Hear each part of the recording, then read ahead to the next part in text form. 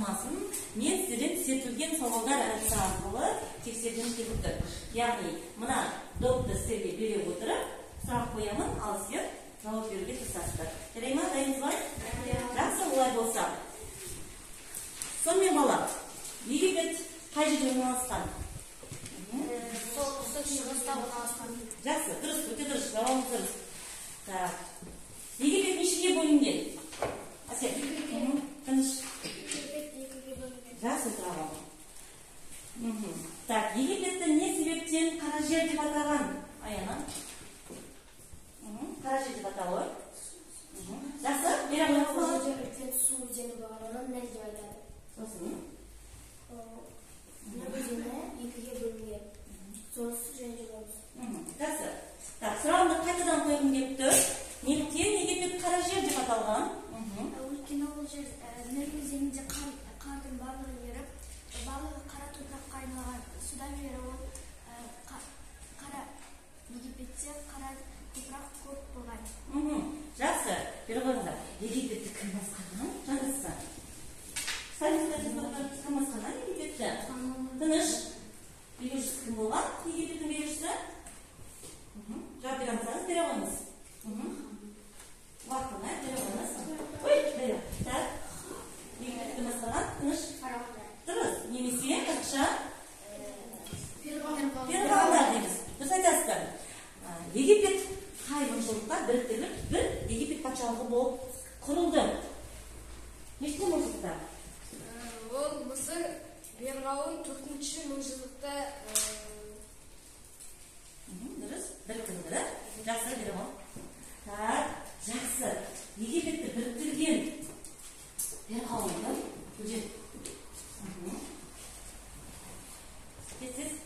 Так, жақсы, тәкін жауап беріп, Египетті біріктірген Ферғауын. Тағда. Қайда тағда? Так, тағда. Египетті қосқан ол Менес патша. Дұрыс айтасыздар. Жақсы. Египеттегі дін басыларын қалай деп атаған? Дін басыларын. Әли, дін басыларын қалай деп атайды?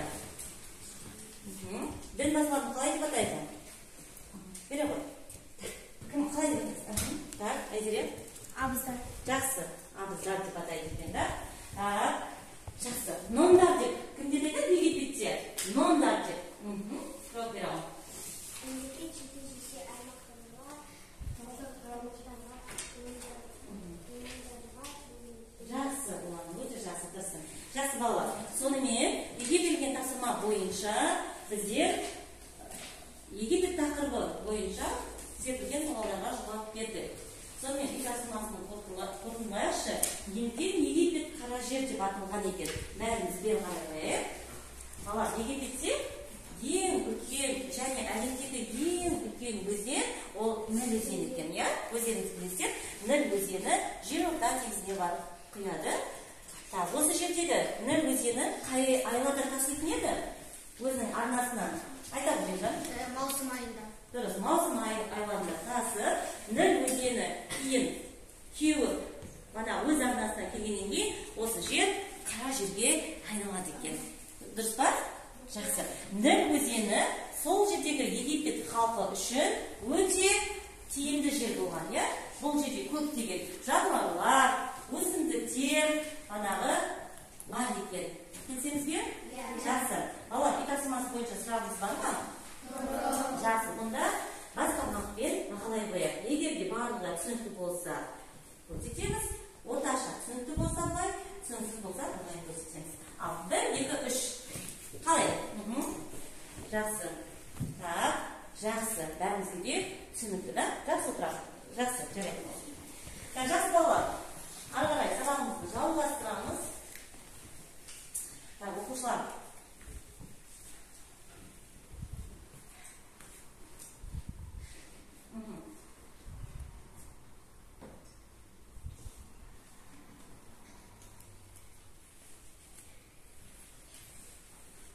Мына суретке назар аударайықшы.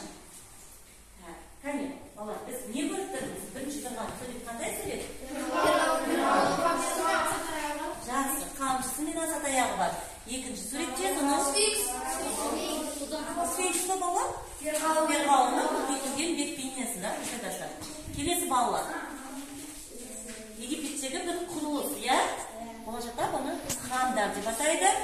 және қандай сурет? Пирамидалар алып биік болу. Жақсы бала.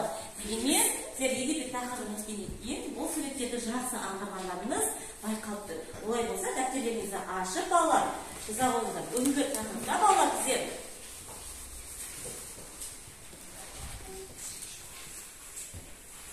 жаңа сабақтың тақырыбы ежелгі Египет пирамидалары қалай салынды. Так, бәрімізді жаза қоямыз. Жазамыз.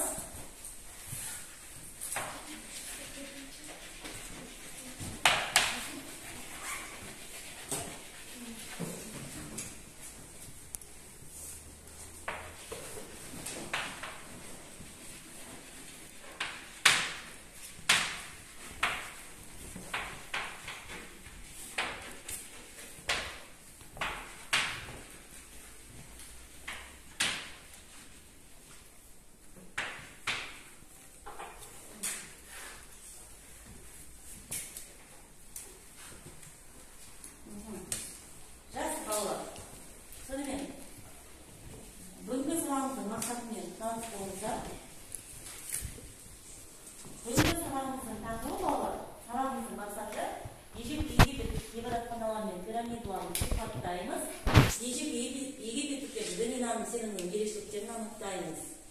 Ежелгі Египет ғибадатханалар мен пирамидалар туралы білетін боламыз. Және ежелгі египеттіктердің діни наным сенімнің ерекшеліктерін түсінетін боламыз.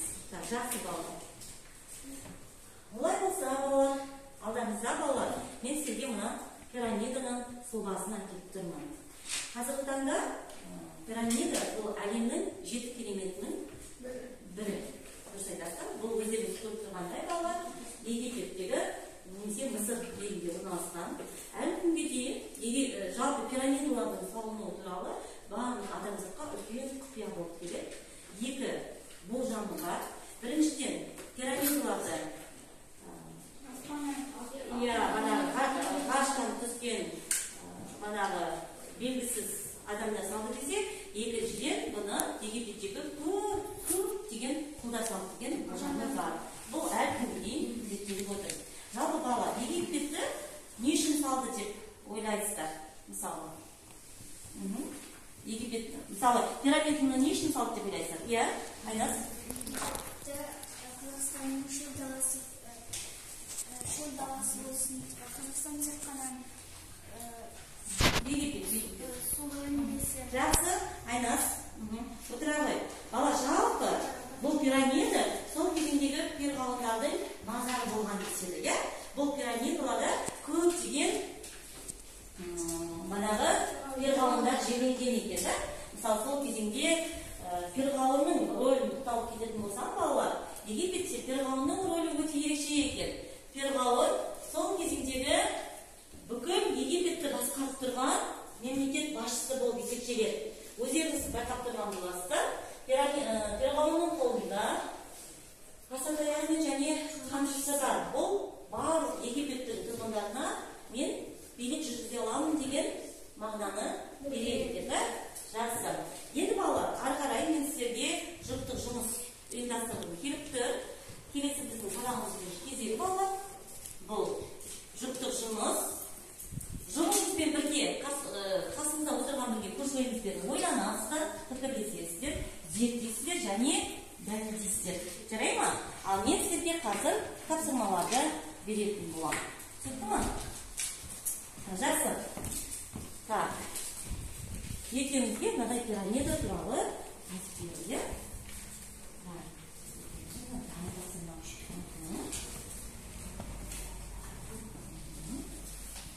Бірлесе отырып жұмыстанасыздар.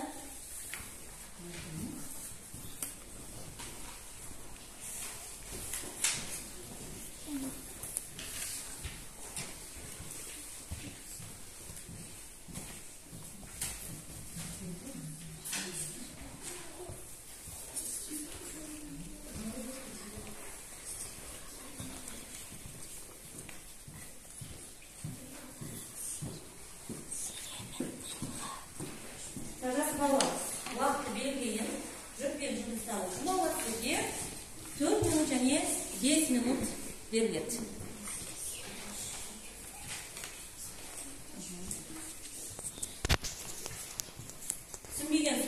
болса, сұрауыңызға болады.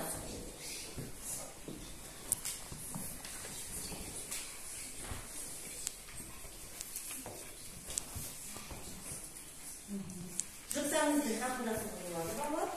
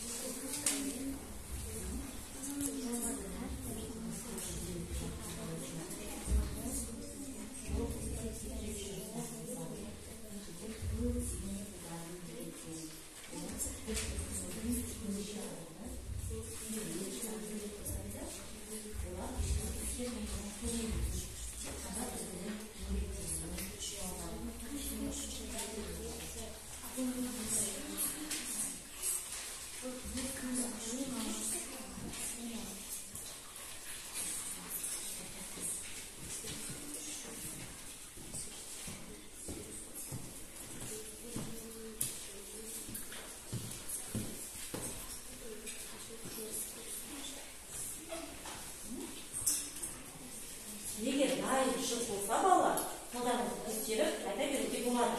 Дайын болса. Қазір тағы дайын заттар бар ма екен? Кішкене бірмен жауап берейік.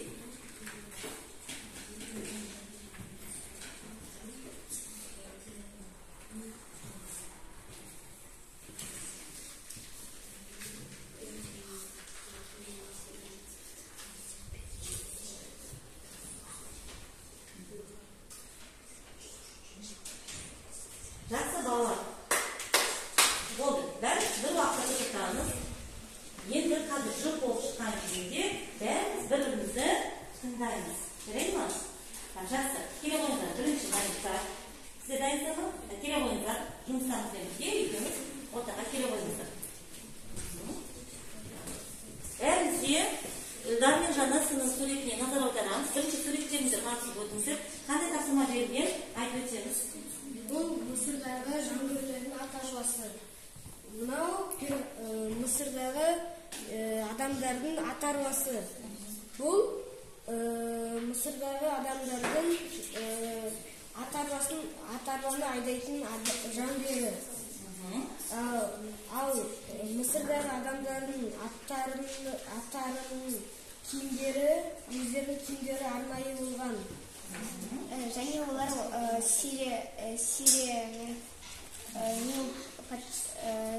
Сирияға жүріп жорық жасаған. Сирия және жорық жасаған.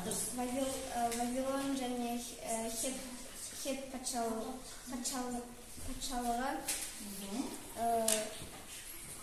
Дұрыс айтасыз? патшалығы Мысырға. Жолы жасағансыз, иә? Жақсы балалар. Компаттап берейік. Жақсы отырыңыздар. Жақсы. Так, келесі қай жұп дайын деп келе қойыңыз. Айна, Сали. Так.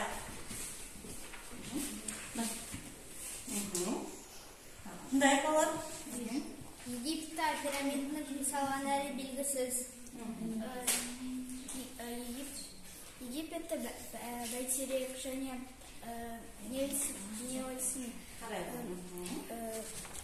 Невельсин бағанасы, Сидней опера театры, сондай-ақ азаттық мүсіні мен бәйтерек қастарында және олар қазіргі заман дамыған заман болғандықтан олардан үлкейтіп салмаған. Ал пирамида шамамен 7 этажды үймен тең. Және олардың қасында пирамида үлкен. Өте үлкен екенде қараңдар балалар. Сөйлесін бұлай көрсете ғой. Қараңдар балалар. Қазіргі салған құрылыстармен Египеттегі пирамиданы қарайықшы. Пирамида бәрінен де биік екен. Ал ол кезінде ешқандай техника болған жоқ. Тек қана адамдар өз қолдарымен салған екен. Соған қарап, әлемнің 7 кереметінің біріне кіргізіп отыр. Жақсы? Өте жақсы. Келесі жұп қай жұп дайын деп келе қойыңдар. Аяна ерлан. Келе қойыңдар.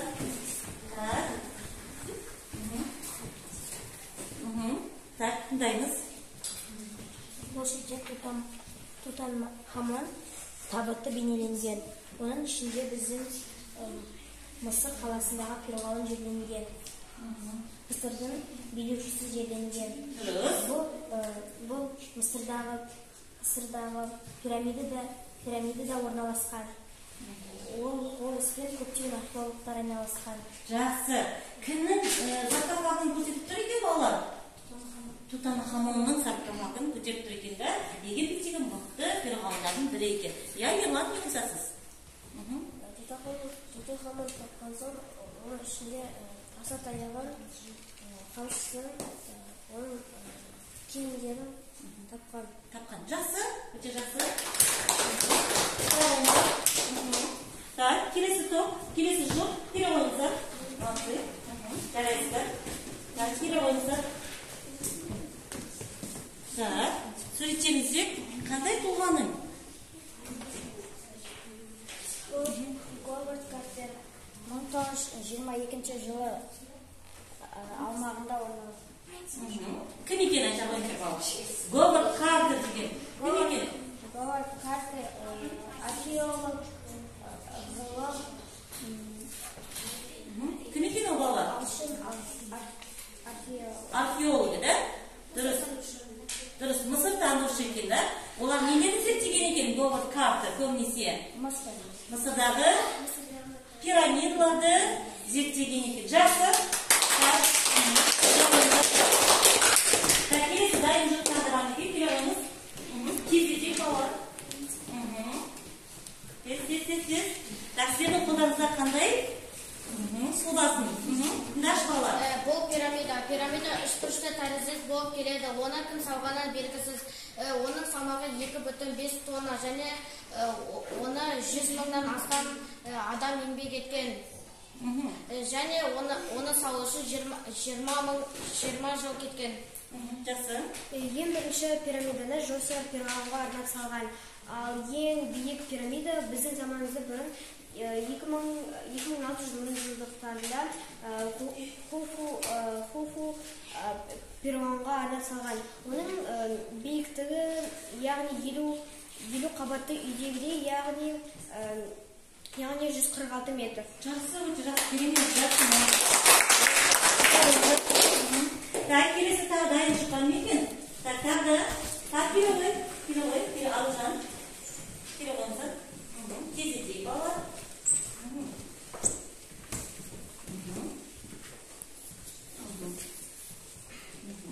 Так, сөйлеп тұрсақ, сәл болса. Сізге кімнің суреті балалар, қарайықшы? Тақта отырған фирғауын. Дұрыс, тақта отырған фирғауынның суреті екен. Айта қой.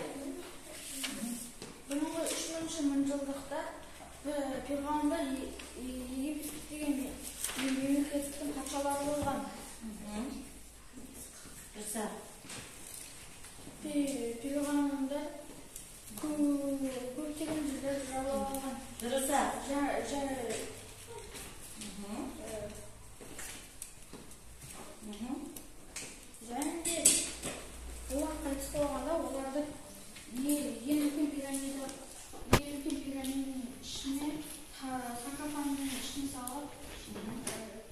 Жақсы.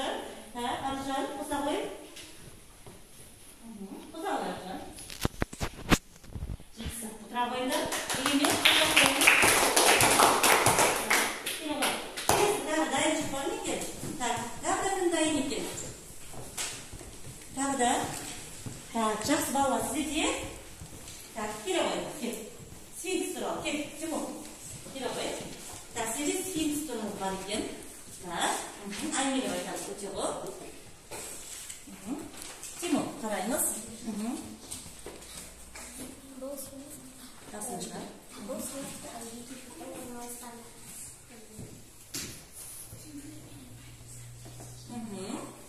Бала, көмектесеші. Бұл жұтта сфинкс тұр екен. Оны қалай деп атаймыз бізде? Үрей атасы. Бежал, көмектесіп жүрші. Көмектесе ғой. Мысалы, сен Египетке біріншіден саяхаттап бардың. Сенің алдында осындай үрей атасын көрдің. Сен қандай сезімде болдың? Егер мен сфинкстің алдында тұрсам, мен қорқатын едім. Өйткені ол өте қорқынышты. Және Египеттің халықтары оны көріп және оны көріп қорқып үрей атасы деп атап кеткен. Дұрыс. Бұл қажет етілген бұл сфинкс. Пирамиданың алдында. Дұрыс. Не үшін деп ойлайсың? Өйткені ол оны қорғап тұр. Күзетті, сенде қақтыр екен. Оны әдейі осылай, себебі деген пирамидада перғауындар жерленген ғой. Ол перғауындар бүкіл алтынмен, қымбат бұйым заттармен жерленген. Соны тонамас үшін әдейі осы сфинксті салу мүмкін дегенде болжам бар. Біле ма? Жақсы. Жақсы балалар, сендер бүгінгі сұрақта ойланып, бір-біріне пікірлесіп, тіпті зерттеп, өз ойларыңызды дәлелдеп жатырсыздар. Керемет жұптарыңызбен жұмыстар көрінікті, әлде мен сізге сәттілік тілеймін. Жақсы балалар, сұрағымыздың келесі кезеңінде менімен кері байланыс орнату арқылы бүгінгі сабақта сізге не түсінікті болды? Егер түсінікті болса, пирамиданың мына бөлігіне орналастырасыздар. Жоғарыда, жан-жақтарында. Егер түсінбеген сұрақтарыңыз болса, пирамиданың мына етегіне әкеліп орналастырасыздар. Тез ете қояқ балалар. Бір минут. Жазып қойыңыздар ма? Жоқ, бірінші жазып аламыз балалар. Бәрін жазып аламыз. Түсінбеген сұрақтарыңыз бәрін жазып аламыздар. Отырып жазайық. Отырып жазып алайық. Түсінген сұрақтарыңыз болса, нені түсініңіздер? Соны жазасыздар.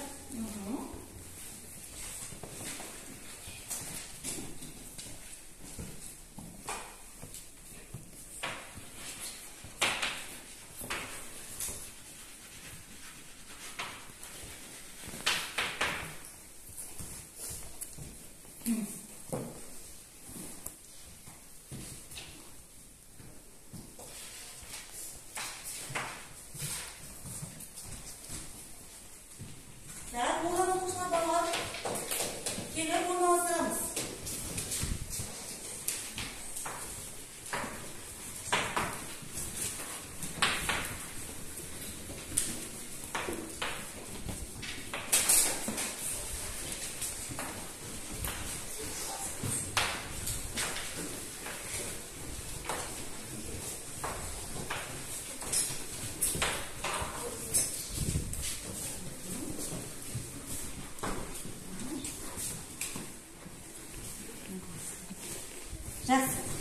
Жақсы бала, бәрін жасыңыздар ғой, жақсы. Мен енді бір-екеуін мұқи қояйын сіздерге. Мен бүгін пирамида, сфинкс туралы түсіндім дейді оқушымыз. Мен бүгін перғауынның белгетуі туралы түсіндім дейді.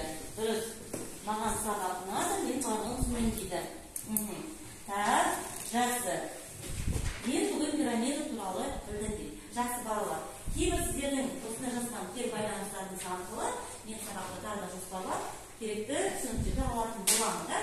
Жақсы балалар, енді барлығымыз дәптерімізге үй тапсырмасын белгілеп аламыз. Үйге тапсырма оқулықтағы 8-ші параграф ресурстарын оқимыз. 44-ші бетте тақырыпты толық оқып түсінгенімізді айтып, сұрақтарға жауап береміз. Жазып алдық па? Жақсы. Орнымыздан тұрамыз, қолымыздан